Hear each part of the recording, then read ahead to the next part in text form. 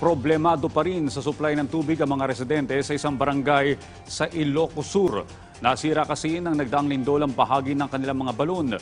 Para bigyan tayo ng update kaugnay niyan, may ulat si Clay Pardilla live. Clay? Audrey, puno pa rin ng buhangin at kulay putik ang tubig sa mga balon sa Barangay Poro, Kawayan sa Ilocos Sur. Mag-iisang linggo yan matapos yanigin ng malakas na lindol ang Northern Luzon. Mula sa Barangay Pantay, Tamurong, Kawayan, Ilocos Sur, dinayo ng aming team sakay ng bangka ang isa sa mga barangay island sa probinsya. Ito ang Barangay Puro. Hirap pa rin makakuha ng malinis na tubig ang mga residente rito. Naapektuhan kasi ng lindol ang mga balon sa Barangay Island na tanging pinagkukunan nila ng malinis na tubig. Ang balon ng pamilya Ponce, may mga bitak na sa paligid. Nagkabuhangin ang loob ng balon at nagkulay putik ang tubig. Pasak na. Tinignan ko sa loob pero hindi ako lumapit na masyado kasi baka babagsak.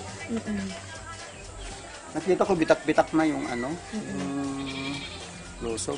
Kasi yan ang pinagkukunan namin ng mga araw-araw na pampaligo, panglaba, lahat-lahat. Minsan lang, ma'am, doon kami na lang sa ilog na naliligo kasi wala namang kaming gagamitin, ma'am. Napilitan ng pasukin at hukay ng ilang residente ang kanilang balon.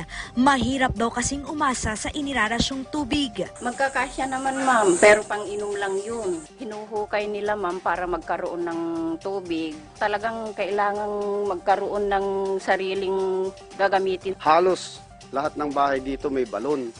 Meron naman hindi nasira pero hindi kami sigurado kung talagang safe kami na gamitin ito. Ang gusto lang namin, ma'am, talaga yung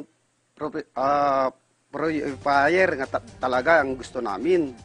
Kasi hindi pa sigurado itong mga balon namin kung talagang safe na kaming gamitin. Ayon sa Philippine Institute of Volcanology and Seismology o PHIVOLCS, apektado ng liquefaction o paggalaw ng lupa na parang likido ang naturang lugar na kadalasang nangyayari sa mga coastal area kapag may pagyanig. Pinawiri ng PHIVOLCS ang pangamba ng mga residente na baka gumuho ang lupa sa paligid ng balon. Ayon sa Provincial DRRMO, ginagawa nila ang lahat para magbigay ng malinis na tubig at makapagbigay ng water filtration.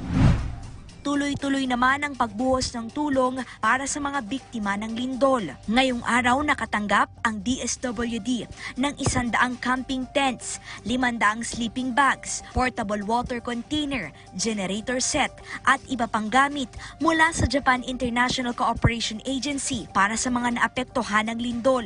Nagkaloob din ang Embahada ng China sa Pilipinas at Philippine-Chinese Chamber of Commerce and Industry Incorporated ng 10 milyong pisong halaga ng tulong. The Chinese people and the Filipino people have a long tradition of helping and supporting each other in times of need. We are deeply saddened by the loss of life and property caused by the earthquake last week. President Xi Jinping extended his sympathies and condolences to President Marcos.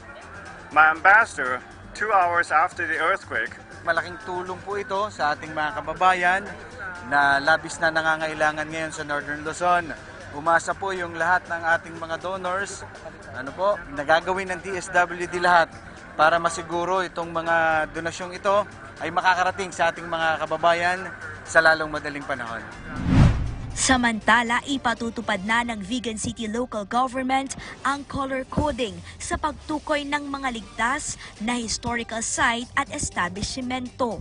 Yung code red cannot be occupied, in danger of falling, massive damage, danger to public safety.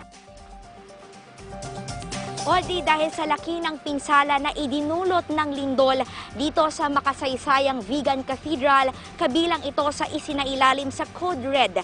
Ibig sabihin ay hindi na pwedeng pasukan ang naturang simbahan dahil sa posibleng panganib na idulot nito sa buhay ng tao. Audrey. Clay, balikan natin yung nauna mong ibinalita doon sa may Barangay Island na walang supply ng malinis na tubig. Sino yung pinagkukunan nila ngayon ng portable o malinis na tubig? Saan nanggagaling yung mga binibigay na tubig doon? At ano ang sabi ng munisipyo kung paano sila matutulungan?